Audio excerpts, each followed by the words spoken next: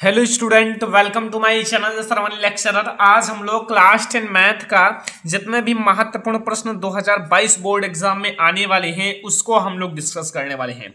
इस वीडियो को देखने के बाद आपका 70 नंबर पक्का हो जाएगा। इस वीडियो को लास्ट तक देखना। आपसे रिक्वेस्ट है कि वीडियो को लाइक कर देना, चैनल पर नया हो सब्सक्राइब कर लेना, और हाँ, आप लोग नोट्स बना लेना। ठीक है, नोट्स बना के पढ़ो ताकि आप लोगों को ज्यादा बेटर समझ में आए। ओके, वीडियो को अपने फ्रेंड्स के साथ शेयर कर देना ताकि हमारा जो मेहनत है वो सफल हो सके। और आपसे छोटी सी रिक्वेस्ट है, अगर आप वीडियो देख रहे हो तो लास्ट तक देखना, क्योंकि आप इस वीडियो को देखकर पासिंग मार्क से भी ज्यादा मार्क गेन कर सकते हो। यहाँ प्रश्न नंबर फर्स्ट आपसे क्या कह रहा है कि यदि 65 और 117 का एचसीएफ कहा गया है 65m-117 के रूप में व्यक्त किया जाए तो यम का मान क्या होगा, या यम का मान होगा।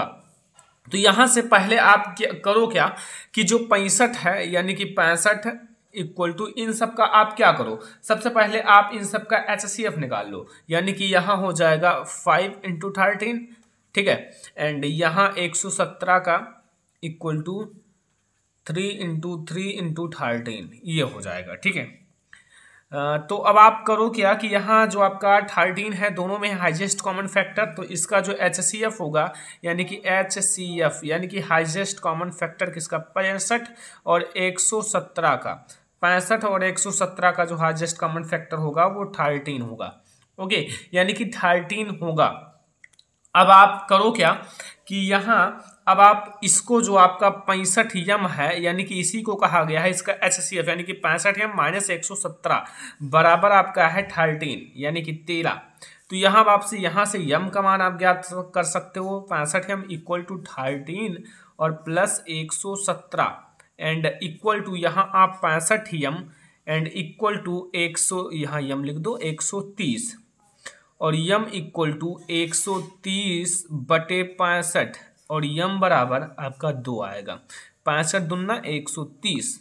तो यहाँ से आपका यम का मान 2 आ चुका है। और बहुत सारे स्टूडेंट इसे नहीं जानते हैं, बहुत ज़्यादा इजी है। सबसे पहले आप इनका दोनों का एचसीएफ आपका 13 होगा इन दोनों का, और फिर आप इसे एचसीएफ के बराबर लिख दो।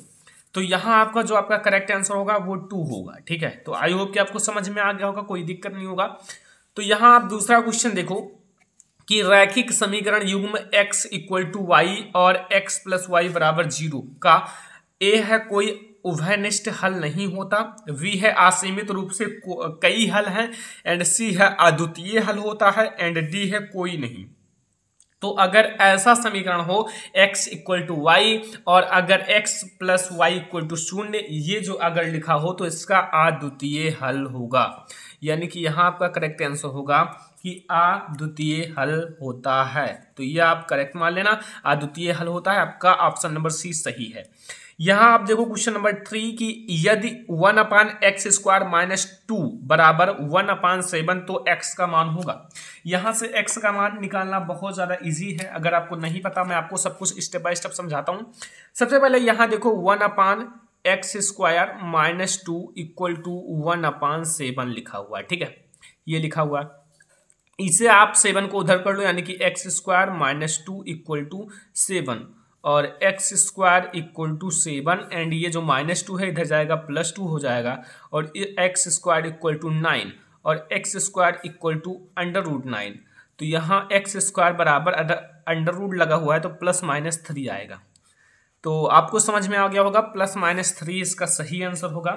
तो यहाँ अगर आपको नहीं पता था तो यहाँ देख लो, +-3 जो है इसका बिल्कुल करेक्ट आंसर हो जाएगा, +-3। तो आई होप कि आपको समझ में आ गया होगा, कोई दिक्कत नहीं होगा। ठीक है, तो यहाँ से आपका जो है इसका करेक्ट आंसर है ये ऑप्शन नंबर बी आपका सही है। यहाँ देखो क्वेश्चन नंबर 4 आपसे क्या कह रहा है। क्वेश्चन नंबर 4 आप ध्यान से देख लो, यहाँ लिखा हुआ है 2 आकृतियां जिनके आकार समान हो परंतु आवश्यक रूप से आमाप समान न हो तो वो कहलाती हैं सर्वांगसम आकृतियां, या समान आकृतियां, या सी है असममित आकृतियां, या डी है समरूप आकृतियां। तो ऐसी जो आकृतियां होती हैं त्रिभुज चैप्टर से है वो आपकी समरूप आकृतियां कहलाती हैं। कौन सी आकृतियां कहलाती हैं? समरूप आकृतियां। तो ये आपका करेक्ट आंसर हो जाएगा। समझ में आया? कोई दिक्कत तो नहीं है। तो यहां से आपको क्वेश्चन नंबर 4 आपको समझ में आ गया होगा। ठीक है, समझ में आ रहा है। अब और भी ऑब्जेक्टिव देख लो। देखो आपको वीडियो लास्ट तक देखना है, आपने रिक्वेस्ट किया है कि हम सर लास्ट तक देखेंगे, तो आपको बहुत सारे क्वेश्चन समझ में आ जाएंगे। अगर आपको क्वेश्चन आता भी है तो भी लास्ट तक देखना, क्योंकि आपको मैं समझाने वाला हूं हर एक क्वेश्चन जो बहुत ज्यादा इंपॉर्टेंट है आपकी बोर्ड एग्जाम के लिए। यहाँ देखो अब क्वेश्चन नंबर 5 आपसे क्या कह रहा है कि बिंदुओं 5,0 और -12,0 के बीच की दूरी है। यहाँ ए ऑप्शन है 5, बी ऑप्शन है 7, सी ऑप्शन है 13 एंड डी ऑप्शन है 17। तो यहाँ अब आपको दूरी निकालने का सूत्र पता ही है, जल्दी से आप दूरी निकाल लो। डी इक्वल टू आप लगा दो √x1 - x2 का स्क्वायर कर लो एंड प्लस y1 - y2 का स्क्वायर कर लो। ठीक है, यहाँ आपको पता है x1 क्या है, यहाँ आपका x1 ये है, x2 ये है एंड यहाँ y1 ये है, y2 ये है। y1 y2 दोनों जीरो हैं, तो अब आप जीरो दोनों हैं आपको दिख रहा होगा। तो यहाँ x1 5 है एंड ये प्लस माइनस, यानी कि यहाँ माइनस है और यहाँ भी माइनस है, तो ये दोनों प्लस हो जाएंगे। 12 का स्क्वायर कर लो एंड प्लस आपका 0 - 0 का स्क्वायर कर लो। ठीक है, यहाँ से अगर d की बात की जाए d, तो यहाँ से आपका 12 5 17 का स्क्वायर कर लो और ये हो जाएगा d इक्वल टू स्क्वायर आपका अंडर रूट से कट जाएगा और यहाँ 17 आंसर आ जाएगा। तो यहाँ से d का मान आया है 17 इकाई। ठीक है, 17 इकाई आपका आंसर सही है। तो यहाँ आपको देखो बहुत इजी क्वेश्चंस होते हैं, लेकिन अगर आप ध्यान से ना लगाओगे ना तो मैथ का क्वेश्चन है भाई डिसमिस हो जाएगा। तो यहाँ से आपका 17 इकाई करेक्ट आंसर है। क्वेश्चन नंबर 6 आपसे क्या पूछ रहा है कि cot theta into sine theta into sec theta का सरलतम मान होगा। इसे आपको सरल करना है। ऑप्शन ये है cot square theta, option B है tan square theta, option C है cosec square theta, option D है 1।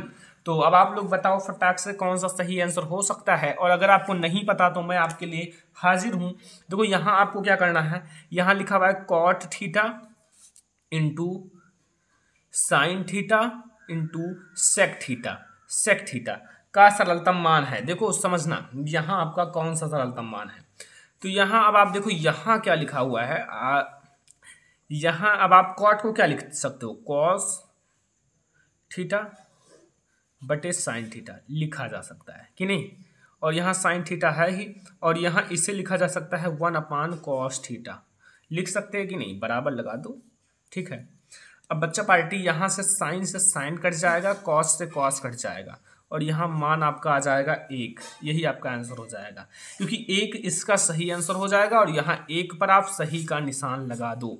तो यहाँ आपका cot theta into sine theta into sec theta का सरलतम मान होगा 1। ठीक है, क्वेश्चन नंबर 7 देखो। क्वेश्चन नंबर 7 आपसे क्या कह रहा है कि यहाँ यदि साइन ए बराबर 4/5 तो tan ए का मान होगा। तो आपको tan ए का मान ज्ञात करना है। बच्चा पार्टी सबसे पहले आप करोगे कि साइन ए और कॉस ए का मान ज्ञात हो तो हम tan ए का मान ज्ञात कर सकते हैं, क्योंकि tan ए बराबर होता है sign A upon cos A. तो अब आपको मैं बता दूं यहाँ साइन ए क्या है, साइन ए आपका दिया हुआ है साइन ए इक्वल टू 4/5। चलो ये दिया हुआ है, अब हम कैसो ना कैसो कॉस ए का मान ज्ञात करेंगे। तो यहाँ कॉस ए का अगर मान ज्ञात करना है तो यहाँ आप इसे हल कर डालो 1 - साइन स्क्वायर ए, यानी कि अगर आप यहाँ साइन स्क्वायर का मान रख दो फिर 1 - साइन स्क्वायर का मान करके आप घटाओगे तो यहाँ कॉस ए का मान आपका आएगा 3/5। आप भाई मल्टीप्लाई जोड़ घटाना अंडर रूट ये सब कर लेना और करेक्टली आपका कॉस ए का मान इतना आएगा। अब कॉस ए का मान इतना आएगा और हमसे पूछा क्या गया है tan ए का मान। तो tan ए जो होता है tan ए इक्वल टू होता है साइन ए, tan ए पूछा है ना, साइन ए बटे कॉस ए, और साइन ए बटे कॉस ए यानी कि ये 4/5 है, ये 3/5 है। 5 से 5 कैंसिल हो जाएगा और कुल मिला के 4/3 आएगा। ये होता है tan ए का मान 4/3। तो यहाँ से आपका क्वेश्चन नंबर 7 भी कंप्लीट हो चुका है। कोई दिक्कत नहीं, कोई दिक्कत हो तो आप बताओ, क्योंकि आई होप कि आपका पूरा भी दिक्कत मैं आपको सॉल्व करा रहा हूँ। तो यहाँ आपका जो है 4/3 करेक्ट आंसर हो जाएगा। ठीक है, समझ में आ रहा है। अगला देखो यहाँ क्या लिखा हुआ है, एक अर्ध वृत्ताकार चांद का परिमाप 72 सेंटीमीटर है तो इसका व्यास क्या होगा। तो यहाँ वृत्त का परिमाप का क्षेत्रफल यानी कि वृत्त का परिमाप लगाना है, यानी कि अर्धाकार यानी कि अर्ध वृत्ताकार का हमें अर्ध वृत्ताकार चांद का परिमाप। अर्धवृत्ताकार जो चांद का परिमाप होता है वो होता है pi r plus 2r equal to आपका परिमाप दिया हुआ है 72। तो 72 आप बराबर लिख लो। यहाँ से आप r का मान ले लो, पाई का मान होता है 22/7 एंड प्लस 2 इक्वल टू 72। और यहाँ से अगर बात की जाए, अगर आप पूरा सॉल्व करोगे तो यहाँ से r का मान आएगा 14। सॉल्व कर लेना। देखो भाई, अगर आपका मैथमेटिक्स तेज नहीं है तो भी आप इतना तेज कर लो, क्योंकि आपको ज़रूरी है इतना तेज रखना। आप इसे सॉल्व करके फिर इसमें मल्टीप्लाई करोगे, सब आ जाएगा। ठीक है। अब व्यास जो होता है, अगर नहीं जानते हो व्यास, तो व्यास आपको मैं बता दूं वो होता है त्रिज्या की 2 गुनी, यानी कि 2 इंटू आर, यानी कि 2 गुनी होता है त्रिज्या के। तो त्रिज्या यानी कि 2 इंटू 14 इक्वल टू 28 सेंटीमीटर हो जाएगा। यहाँ अगर 14 सेंटीमीटर 28 सेंटीमीटर हमें व्यास मिल जाएगा, त्रिज्या की 2 गुनी होती है, तो यहीं से आपका आंसर हो जाएगा। ठीक है, तो यहाँ 28 सेंटीमीटर पर सही लगा दो। तो ये था हमारा 8 इंपॉर्टेंट ऑब्जेक्टिव क्वेश्चन। ठीक है, आई होप कि आपको सारे ऑब्जेक्टिव क्वेश्चन समझ में आ गया होगा। अब हम लोग अति लघुत्तरीय प्रश्नों को देखते हैं, जो मोस्ट इंपॉर्टेंट आपके अति लघुत्तरीय प्रश्न है। ओके, तो यहाँ अब आप अति लघुत्तरीय प्रश्नों को देखो, सारे बहुत ज्यादा इंपॉर्टेंट है, इसलिए मैं आपसे कह रहा हूँ कि वीडियो को लास्ट तक देखना और सारे क्वेश्चंस आपको समझ के ही जाना है। सबसे पहले आप इस अति लघुत्तरीय प्रश्नों को पढ़ो, फिर आप लगाने की कोशिश करो। अगर नहीं लग रहा है तो मैं आपको लगवा रहा हूं। लिखा हुआ एक आयताकार बाग का अर्ध परिमाप 36 मीटर है, जिसकी लंबाई चौड़ाई से जो लंबाई है चौड़ाई से 4 अधिक है, यानी कि जो उसकी लंबाई है चौड़ाई से 4 अधिक है। तो बाग की विमाएं मतलब होता है लंबाई और चौड़ाई ज्ञात कीजिए। चलो फिर हम लोग ज्ञात करते हैं। सबसे पहले आपको मानना पड़ेगा कि माना बाग की लंबाई x है और चौड़ाई y है। माना जो बाग है, बाग की लंबाई x तथा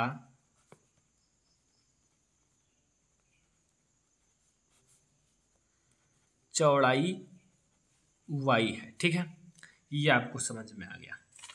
अब यहां बाग के अर्ध जो आपका, सबसे पहले आपको यह समझना है कि जो बाग का अर्ध परिमाप है वो 36 सेंटीमीटर है, यानी कि जो बाग है, बाग का अर्ध परिमाप है ना, तो यहां बाग का, ठीक है, यहां हम नीचे लिख दो बाग का अर्ध परिमाप, वो कितना दिया हुआ है 36 मीटर। ठीक है, 36 मीटर। तो बाग का जो अर्ध परिमाप होता है वो लंबाई प्लस चौड़ाई के बराबर होता है। तो लंबाई प्लस चौड़ाई इक्वल टू 36। इसे आप इक्वेशन नंबर फर्स्ट नाम दे दो। समझ में आ रहा है ना, कोई दिक्कत नहीं है। लंबाई यहाँ देखो x मैंने माना है, चौड़ाई y माना है। पहले मैंने इसके अनुसार, प्रश्न के अनुसार, फिर कह रहा है जिसकी लंबाई जो है चौड़ाई से 4 मीटर अधिक है, यानी कि इसकी जो लंबाई है, देखो इसकी जो x लंबाई है वो चौड़ाई से 4 मीटर अधिक है। तो इसका मतलब ये 4 मीटर अधिक है, तो हमें बराबर करने के लिए चौड़ाई में 4 जोड़ना पड़ेगा। ठीक है, तभी तो बराबर होगा। तो यहाँ x minus y equal to 4 हो जाएगा, और ये हमारा इक्वेशन नंबर सेकंड मिल जाएगा। यहाँ से समीकरण फर्स्ट और समीकरण सेकंड मिल गया है, तो हमें समीकरण फर्स्ट को समीकरण फर्स्ट तथा समीकरण 2 को आप जोड़ लो। ठीक है, तो यहाँ लिख दो समीकरण 1 तथा समीकरण 2 को जोड़ने पर, तो समीकरण 1 आपका है x plus y equal to 36 और समीकरण 2 है x minus y equal to 4। तो यहाँ से अब भाई ये तो आपका कट जाएगा, ये हो जाएगा 2x इक्वल टू 40 और x बराबर आपका 40/2 इक्वल टू x बराबर 20। यहाँ से x का मान हमें 20 मिला है। तो भाई अगर x का मान हमें 20 मिला है तो फिर आप y का मान इससे 4 कम मिलेगा, क्योंकि लंबाई जो था 4 अधिक है चौड़ाई से। तो फिर अभी आपको पता चल जाएगा x का मान आप समीकरण 1 में रख दो। x का मान समीकरण 1 में रखने पर, यानी कि आप समीकरण 1 में x का मान रख दो, तो समीकरण 1 आपका ये है, यानी कि x plus y equal to 36। तो x plus y equal to 36 और x का मान हमें मिला है 20 and plus y equal to 36 और y बराबर आपका 36 में से आप 20 घटा लो, y बराबर आपका आएगा 16 मीटर, है ना, मीटर। तो यहाँ से आपको x का मान भी मिल गया एंड y का मान भी मिल गया, ये भी आपका मीटर में ही है, तो दोनों आपको मिल गया। तो यहाँ आपकी चौड़ाई जो है यह है चौड़ाई, ठीक है। तो यहाँ मैं एक बार बगल में लिख देता हूँ, लंबाई जो है, बाग की लंबाई बराबर 20 मीटर और चौड़ाई, बाग की चौड़ाई 16 मीटर है। तो कोई दिक्कत तो नहीं है, समझ में आ गया होगा बाग की लंबाई और चौड़ाई। ओके, तो ये है हमारा पहला अति लघुत्तरीय प्रश्न। अब हम लोग दूसरा अति लघुत्तरीय प्रश्न देखेंगे, जो आपका सेकंड नंबर अति लघुत्तरीय प्रश्न है। देखो, आपका ये अति लघुत्तरीय प्रश्न भी देख लो, बहुत ज्यादा इंपॉर्टेंट है, इसीलिए मैंने आपसे कहा है कि ध्यान से देख लो और फिर आप कोशिश करो लगाने का। अगर आपसे नहीं लग रहा है तो फिर मैं आपको बता रहा हूं, ठीक है। लिखा है कि उस एनसीईआरटी का है क्वेश्चन, ठीक है। लिखा है उस त्रिभुज का क्षेत्रफल ज्ञात कीजिए जिसके शीर्ष 1, -1 एंड 4, -4, 6 और -3, -5 हैं, ठीक है। समझ में आ रहा है ना। तो अब आप करो क्या कि आप इसका क्षेत्रफल ज्ञात करो। ज्ञात कर लोगे ना, सबसे पहले आप त्रिभुज के क्षेत्रफल का फार्मूला बताओ। जानते हो तो अच्छी बात है, और अगर आप नहीं जानते हो तो ये मैं त्रिभुज का आकार बना लेता हूं, समझ लो त्रिभुज का क्षेत्रफल ये होता है 1/2। पहले आप 1/2 आगे लगा लो, फिर यहाँ बड़ा ब्रैकेट लगाओ, x1 लिखो, ठीक है। फिर यहाँ आप y2 - y3 लिखो, फिर आपको प्लस लगाना है, x2 लिखना है, और फिर यहाँ y3 - y1, फिर यहाँ प्लस x3 लगाना है, और यहाँ y1 - y2। बस ये आपका हो गया, समझ में आ गया ना। अब एक बात समझो कि यहाँ आप सोच रहे होंगे x1 क्या है, y1 क्या है, x2 क्या है, y2 क्या है। तो मैं आपको बता दूं, आगे की जो सारी चीजें होती हैं वो x1 x2 होती हैं, जैसे x2 एंड x3 सभी के आगे वाले, और पीछे वाला y1 होता है, ये y2 है एंड ये y3 है, ठीक है। समझ में आया। तो फिर आप यहाँ लगा लो भैया, अब तो कुछ नहीं रहेगा, 1/2। तो यहाँ x1 का मान कितना है, जल्दी से फटाक से आप देख कर बताओ। x1 का मान 1 है ना, और y2 का मान 6 है, एंड देखो माइनस माइनस प्लस हो जाएगा, क्योंकि जो y3 का मान है -5 है और यहाँ माइनस है, तो माइनस माइनस प्लस हो जाएगा, एंड प्लस x2 का मान कितना है, x2 का मान आई होप कि -4 होगा, ये -4 है, ओके। और y3 का मान देखो, ये y3 है -5 है, ये आपका -5 है। अब देखो y1 का मान, y1 -1 है, तो ये माइनस और वो माइनस मिलकर +1 हो जाएंगे, प्लस x3 का मान है -3, एंड फिर y1 का मान है -1 और y2 का मान है +6, ये +6 तो ये +6। बस, तो यही आपको सबसे पहले आपको ये करना है। फिर आपको भैया जोड़ना घटाना आना चाहिए, लाइक ये सबसे अच्छी चीज़ है जोड़ना घटाना। अगर आपको नहीं आता तो फिर आप नहीं कर पाओगे। यहाँ देखो, ये है 6 और 5 11, 11 में 1 से गुणा होगा 11 हो जाएगा, ठीक है। समझना सब कुछ मैं आपको समझाता हूँ। यहाँ आप देखो, यहाँ आपका अगर 5 में से 1 जाएगा तो -4 बचेगा, क्योंकि बड़े वाला का चिन्ह लेते हैं, तो -4 और -4 में गुणा होगा तो +16 हो जाएगा, 4 चौक 16। एंड फिर यहाँ देखो 6 1 7 और 7 है, और 7 में -3, -7 में -3 से गुणा करोगे तो 21 हो जाएगा, ठीक है। तो यहाँ से आप देखो 1/2, और यहाँ अगर आप जोड़ोगे तो यहाँ 1 एंड यहाँ 6 है, 7 और 1 8 और 2 1 3 1 4, यानी कि आपका ये हो जाएगा और ये कट जाएगा, और बराबर आएगा 24 वर्ग मात्रक, क्योंकि क्षेत्रफल ज्ञात करना था तो इसका वर्ग मात्रक वो होता है, क्या होता है, क्या होता है, मात्रक। तो यहाँ से आपको पता चल गया कि हमें कैसे निकालना था क्षेत्रफल। तो 24 वर्ग मात्रक सही है, और अगर आपको समझ में आ गया हो तो अच्छी बात है, नहीं आया हो तो आप वीडियो को पीछे करके दोबारा समझ सकते हो। यहाँ आप देखो क्वेश्चन नंबर 5 आपसे क्या कह रहा है कि cos 18 डिग्री बटे sin 72 डिग्री का मान ज्ञात कीजिए। चलो बताओ कैसे ज्ञात करोगे। बहुत बार क्वेश्चंस को पढ़ाया गया है इन सारे क्वेश्चंस को, और अगर आपको नहीं आता तो कोई दिक्कत नहीं, मैं आपको सब कुछ पढ़ाने वाला हूँ, ठीक है। तो यहाँ आओ अब हम लोग इसका भी मान ज्ञात कर लेते हैं। और बहुत इजी क्वेश्चन है, 1 मिनट का सवाल है, लेकिन आप लोगों को मैं बताता हूँ।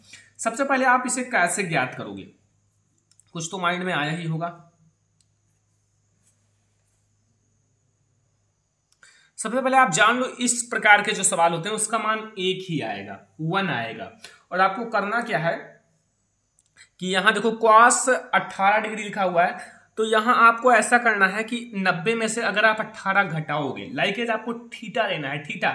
तो अब बताओ यहां cos अब 90 में से मैं कितना घटाऊं कि 18 डिग्री हो जाए। जैसे हमें 90 में से 18 हमें करना है, तो क्वास है और 90 में से मैं कितना घटाऊं कि 18 हो जाए, तो हम 72 घटाएंगे। ठीक है, 72 डिग्री, 90 डिग्री में से मैं 72 डिग्री घटाऊंगा तो हमारा 18 डिग्री हो जाएगा। और यहाँ बटे साइन 72 डिग्री लिख दो। अब बताओ यहां cos 90 माइनस थीटा बराबर क्या होता है, cos 90 माइनस थीटा बराबर क्या होता है, जल्दी से बताओ। cos 90 माइनस थीटा बराबर साइन थीटा होता है। यहाँ थीटा कितना है, 72 डिग्री, और यहाँ आपका साइन 72 डिग्री, ऊपर नीचे साइन 72 डिग्री, साइन 72 डिग्री, ये कट के बराबर 1, और यही आपका आंसर हो गया। मैंने बताया है इस टाइप के क्वेश्चंस अगर आए तो उसका आंसर एक ही आएगा। ठीक है, समझ में आ गया, कोई दिक्कत तो नहीं है, कोई कंफ्यूजन नहीं होगा, क्योंकि बहुत इजी क्वेश्चन है और बहुत इजी वे से बताया गया है। जितना इजी हो सकता है उतना इजी मैं आपको बता रहा हूं। ठीक है, और इससे इजी आपको कोई नहीं पढ़ाएगा। यहां लिखा हुआ है एक क्वेश्चन, एक शंकु के आधार की त्रिज्या 3.5, सभी अति लघुत्तरीय प्रश्न, इतने सारे क्वेश्चंस मैं आपको सॉल्व करा रहा हूं। तो यार वीडियो को लाइक करते चलो, चैनल को सब्सक्राइब करते चलो, क्योंकि इतना मेहनत क्यों किया जा रहा है आप लोगों के लिए। आप लोगों को यार मैं सोचता हूँ टॉपर बना के रहूंगा। ठीक है, 3.5 सेंटीमीटर की ऊंचाई, यानी कि ऊंचाई 12 सेंटीमीटर है, यानी कि एक आधार की त्रिज्या इतना है तथा ऊंचाई 12 सेंटीमीटर है। और शंकु की तिर्यक ऊंचाई ज्ञात कीजिए। शंकु की तिर्यक ऊंचाई ज्ञात करना है, चलो बताओ शंकु के तिर्यक ऊंचाई का फॉर्मूला क्या होता है। अगर आपको पता है तो मैं आपको बता कर रहूंगा। ठीक है, और नहीं पता है तो कोई दिक्कत नहीं, मैं आपको सारा क्वेश्चन सॉल्व कराऊंगा बहुत अच्छे से। देखो यहां जो मतलब तिर्यक ऊंचाई होता है, यहां सबसे पहले आपका रेडियस दिया हुआ है, यानी कि शंकु के आधार की त्रिज्या, शंकु के आधार की त्रिज्या, त्रिज्या कितनी दी हुई है, 3.5 सेंटीमीटर। ठीक है, समझ में आया। और यहां शंकु, चलो फिर से लिख देता हूं, शंकु की ऊंचाई, शंकु की ऊंचाई 12 यानी कि 12 सेंटीमीटर है। ठीक है, अब तिर्यक ऊंचाई, यानी कि जो तिर्यक ऊंचाई, तिर्यक ऊंचाई जिसे हम लोग यल से डिनोट करते हैं, वो H square plus R square के बराबर होता है। चलो अब यहाँ एच क्या है, एच भैया जो आपका यही तो है, शंकु की ऊंचाई तो 12 है, 12 का वर्ग कर लो, प्लस 3.5 है, इसका वर्ग कर लो।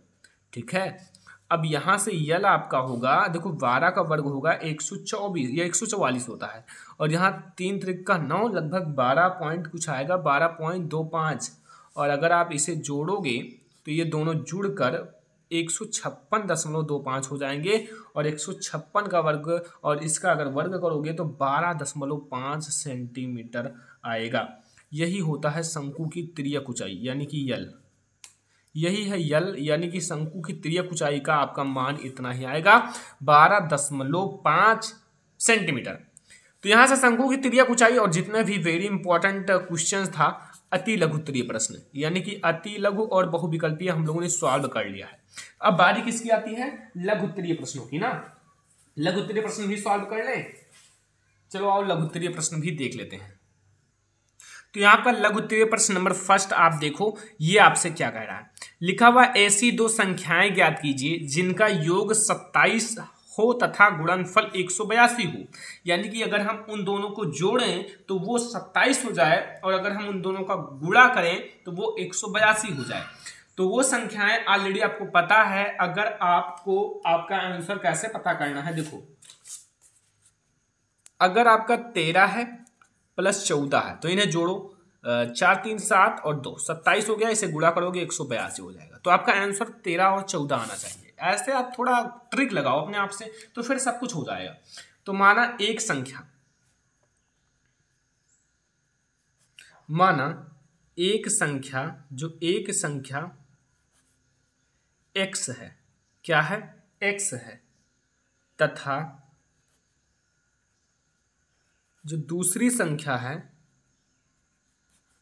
संख्या वो बराबर है 27। ठीक है, जैसे अगर कुल योग 27 है तो हम एक संख्या मान लेंगे और दूसरी हम लोग उस योग में से घटा देंगे तो हमें दूसरी संख्या ऑटोमेटिक पता चल जाएगा। और अगर आप x का मान ज्ञात कर लो तो 27 में से x का मान घटा लो और आपका ऑटोमेटिक आंसर आ जाएगा, दूसरा संख्या आ जाएगा। तो यही आपका ट्रिक है। अब देखो, अब यहाँ अब तब संख्याओं का गुणनफल, अब तब संख्या देखो गुणनफल आपको पता है, तब जो संख्या है यानी कि संख्याओं का गुणनफल, यानी कि जो संख्याओं का गुणनफल होगा हम इन दोनों संख्याओं को गुणा करेंगे, यानी कि 27 माइनस एक्स। अब यहाँ हो जाएगा ये एक्स स्क्वायर, देखो आप ऐसे भी लिख सकते हो एक्स स्क्वायर, या फिर आप दूसरे टाइप से भी लिख सकते हो। यहाँ एक्स स्क्वायर आपका है माइनस ये 27x, ऐसे भी लिख सकते हो। ठीक है, 27x माइनस एक्स स्क्वायर। लेकिन एक बात आपको पता है कि ये दोनों के बराबर, यानी कि इसका गुणनफल है वो इसके बराबर है 182 की। फिर आपको एक इक्वेशन मिल गया, एक समीकरण मिल गया, इसे आप प्लस करो। प्लस कैसे करोगे, इसे इधर ट्रांसफर करो, एक्स स्क्वायर हो जाएगा, इसे इधर ट्रांसफर करोगे माइनस 27x हो जाएगा, एंड ये आपका प्लस है 182, क्योंकि ये ऑटोमेटिक इसी साइड है। फिर आपका ये एक इक्वेशन बन गया, ये एक समीकरण बन गया, x square minus 27x plus 182। तो अब आपको फैक्टर बनाना है कि जोड़ने घटाने पर 27 आना चाहिए और गुणा करने पर 182 आना चाहिए। कौन सा फैक्टर बनेगा मैं आपको बता दूं, एक्स स्क्वायर माइनस, अगर आप 14 में 13 जोड़ोगे तो वो 27 हो जाएगा और गुणा करोगे तो 182 हो जाएगा, बराबर 0। 182 है, ये 182 है। ठीक है, x square minus 14x and minus 13, ये 13 है, सॉरी 13x एंड ये आपका प्लस 182 बराबर 0। यहाँ से x कॉमन ले लो तो यहाँ से x माइनस 14 बचेगा, एंड यहाँ से माइनस 13 कॉमन ले लो तो यहाँ x माइनस 14 बचेगा बराबर 0। यहाँ से x माइनस 13 है और ये x माइनस 14 है बराबर 0। अब यहाँ x माइनस 13 बराबर 0 कर लो और दूसरा x माइनस 14 बराबर 0 कर लो। यहाँ से x बराबर 13 आपका एक आंसर आएगा और एक आएगा x बराबर 14। बस यही आपका आंसर हो गया। पहली संख्या 14 अथवा 13, और पहली संख्या 14 तो दूसरी संख्या 13। देखो पहली संख्या आप 13 मान लो, चाहे 14, चाहे जो मानो, और दूसरी संख्या आप 13 मान लो, 14। एक पहला आप चाहे ये मान, जैसे आप कहने का अर्थ है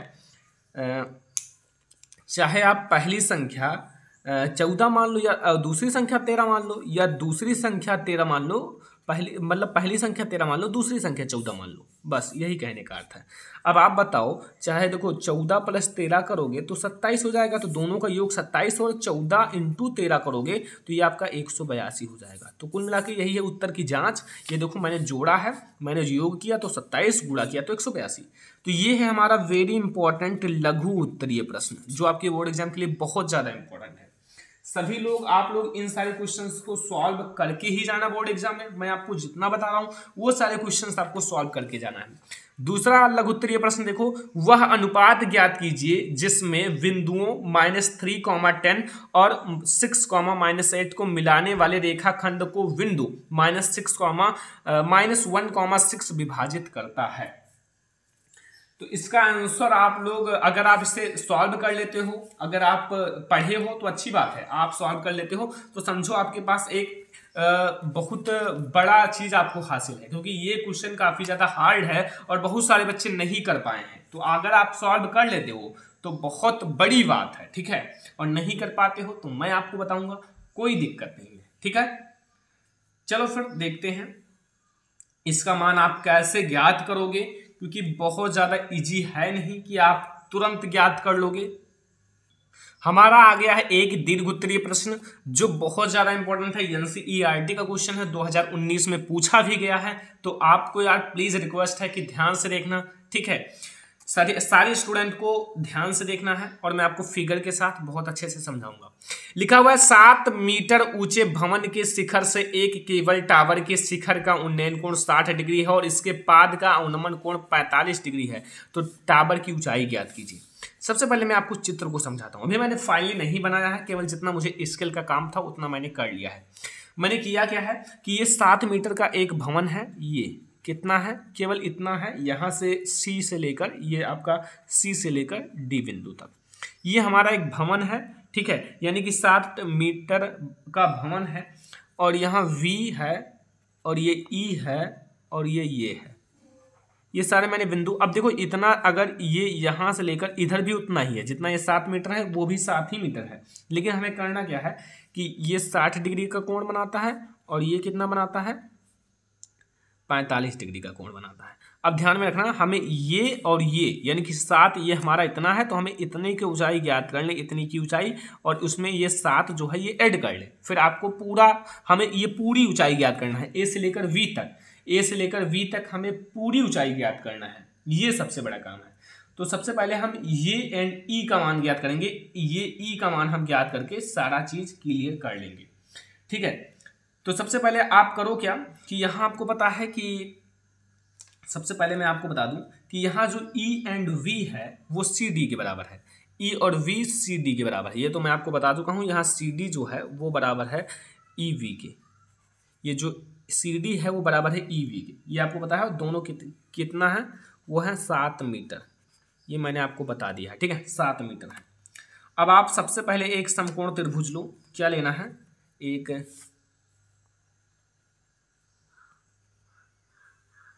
समकोण त्रिभुज आपको लेना है VEC में, यानी कि VEC में ये यहाँ कोण बना रहा है, तो आपको ये वाला कोण लेना है, ये वाला एक त्रिभुज लेना है VEC, ठीक है।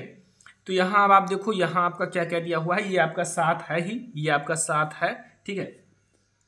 तो यहाँ tan 45 डिग्री यानी कि tan लगाओ, और इसका जो ये 45 डिग्री है, ये कोण देखो 45 डिग्री है, और ये आपका जो tan होता है वो किसके बराबर होता है, लंब यानी कि EV बटे आधार यानी कि CE, ये CE आधार है और ये लंब है EV है, सॉरी ये EV है, वही मैंने सोचा क्योंकि ये EV है, ये लंब है। अब देखो इसका मान 1 होता है और ये आपका है 7, और हमें ये CE है, ये CE है, यानी कि CE ये वाला।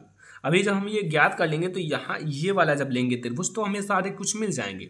यहाँ से CE जो होगा वो बराबर किसके होगा, CE हमें 7 मीटर के बराबर मिल जाएगा, 7 मीटर, यानी कि हमें ये 7 मीटर मिल गया, ठीक है, 7 मीटर मिल गया।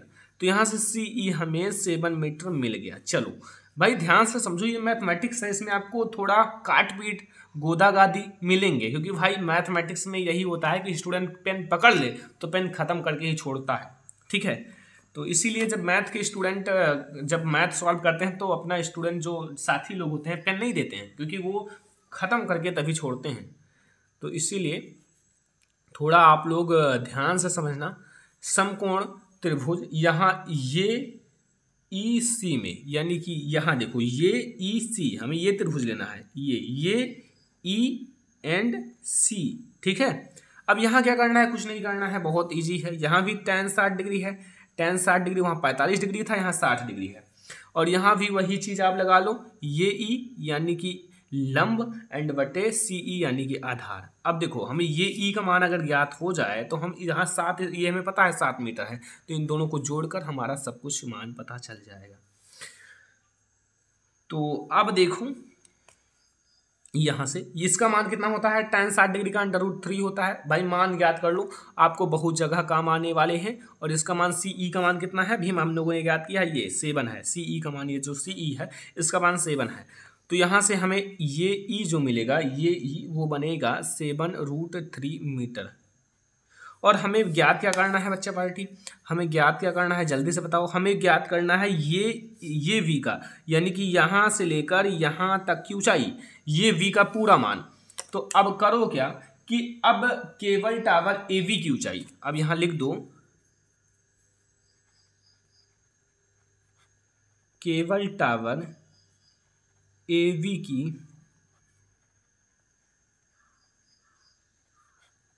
ऊंचाई, यानी कि केबल टावर जो एवी की ऊंचाई अगर ज्ञात करना है तो हमें ये ई प्लस ईवी जोड़ लें। हमें ये जो ये ई है और ईवी है इन दोनों को जोड़ लेना चाहिए, ठीक है। तो चलो हम लोग जोड़ लेते हैं। यहाँ हम लोग ये ई प्लस ईवी, ठीक है, ईवी है वी। तो यहाँ अगर हम ये ई देखें तो ये ई हमें कितना मिला है, यहाँ 7√3 एंड प्लस ये हमें 7 मिला है, ठीक है।